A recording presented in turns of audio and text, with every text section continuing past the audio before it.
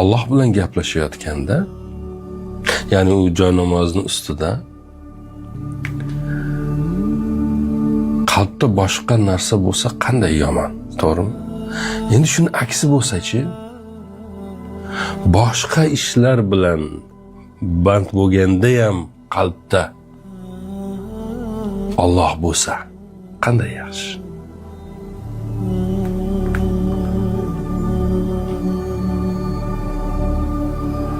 Hech bir joyda hijolat bo'lmaysiz, tortinmaysiz, har doim tirik turasiz. Bir inson bilan gaplashayotganda ham yodingizda Alloh tursa, yomon narsa gaplasha olasizmi? Bir ish qilayotganda qalbingiz Alloh, Alloh, Alloh deb tursa,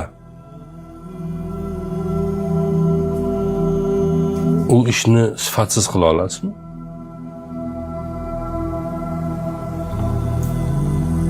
Har qanday vaziyatda. Bizni nimamiz?